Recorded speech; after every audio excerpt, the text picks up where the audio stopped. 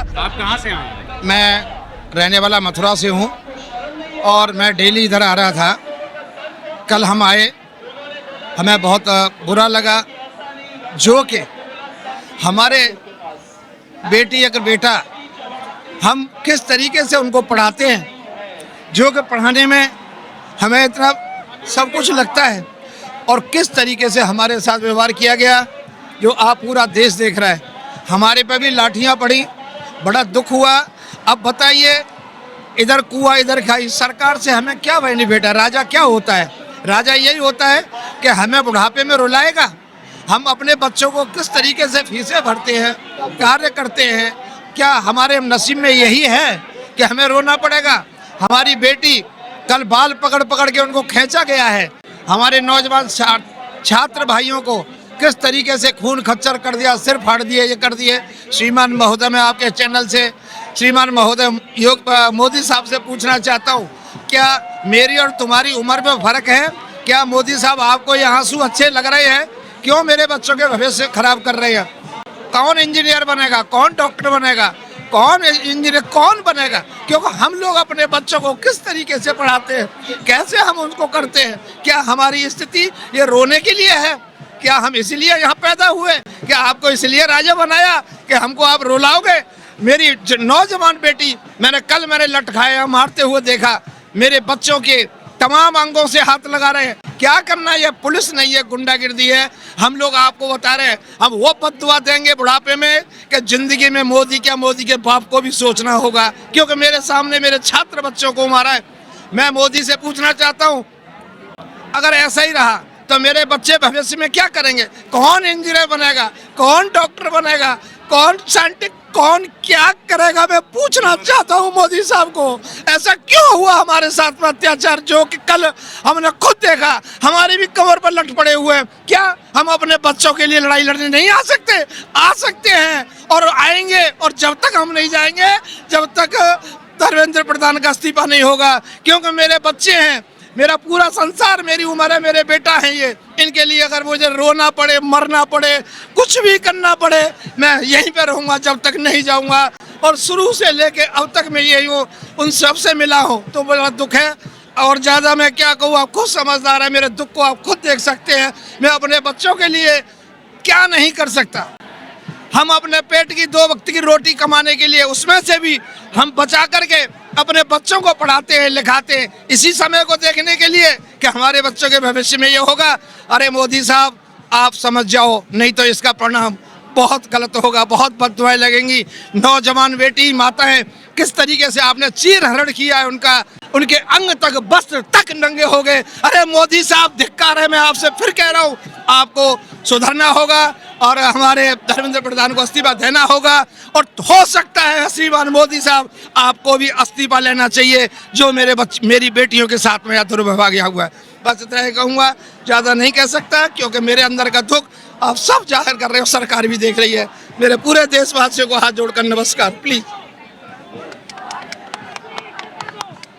ये बात करते करते रोने लगे हैं। ये कह रहे हैं कि 2 लाठियां 3 लाठियां इनको भी पड़ी है और इनकी आंखें देखिए। नौजवान बेटियां हैं, ये आपकी बेटी? सर सब बेटी बेटा मेरे हैं, मेरी उम्र है भाई, ये भी मेरा बेटा है। मोदी साहब के बराबर आपकी उम्र होगी। अरे मोदी क्या है, मोदी ने तो धो दिया, सब कुछ कर दिया, कोई कुछ नहीं होना है, देश का बर्बाद हो गया।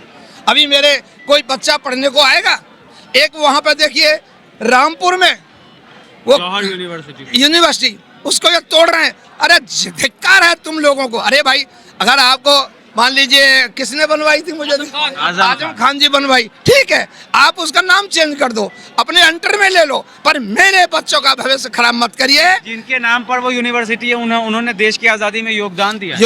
मैं फिर भी कह रहा हूँ, जो मेरे भाइयों के वहां से शिक्षा पा चुके हैं वो बेकार हो गए, जो हजारों बच्चे पढ़ रहे हैं उनका जीवन खराब होगा। तो ये क्या सोच रही है सरकार, मेरी समझ में नहीं आ रहा है। तो देश में 1 लाख से ज्यादा स्कूल बंद हो जाते हैं, यूनिवर्सिटीज के ऊपर अटैक किया जाता है, जो आवाज उठाया जाता है उनको एंटी नेशनल बुलाया जाता है। ये श्रीमान महोदय पूरा भारत इन लोगों ने, ये इंदिरा गांधी इन सब के समय में भी ये सब होता था? कहाँ होता था? नहीं होता, कुछ नहीं होता था। हाँ। ये अभी इन्होंने मुझे 100%, मैं भी सन 88 में भी ये कर रखा है, इन लोगों ने पूरे भारत को कब्जे में हैंग कर रखा है। आप कुछ भी कर लेना मेरे बेटा, कुछ नहीं होने वाला है जब तक हम अपना बलिदान नहीं देंगे। ये अंग्रेजों की गुलामी नहीं है, ये इसकी गुलामी है। पहले ही हम ठीक थे, डंडा खा के काम तो करते थे। जैसे इमरजेंसी का दौर था, क्या ये उससे भी भयावह है? आपको मतलब आपने देखा होगा, इसलिए मेरा ये सवाल है। हम तब नहीं थे, ये तब नहीं थे। हमारी 67 साल उम्र हो गई जी, हमने आज तक ऐसा नहीं देखा जो अब देख रहे हैं, ऐसा अभी तक नहीं देखा। परंतु ये भी हमारा मुकद्दर है, ये भी देखने का समय मिल गया। मेरा इतना दिल दुखी है कि मैं कुछ कह नहीं सकता, मर जाऊंगा, कहानी खत्म हो जाएगी। इसलिए जो अंदर के आंसू हैं मुझे पूरे भारत को दिखाने हैं। मेरी जो बेटी बेटाओं के साथ में, छात्राओं के साथ में जो हुआ है, हम अपने अंदर से बर्दाश्त नहीं करेंगे। हम यही कहेंगे, अरे मोदी साहब तुम्हारे बच्चे नहीं हैं, अरे ये बच्चे किसके हैं? ये भी तो आपके ही हैं, सोचिए इनको, काहे के राजा बन गए? किसने वोट दिया आपको?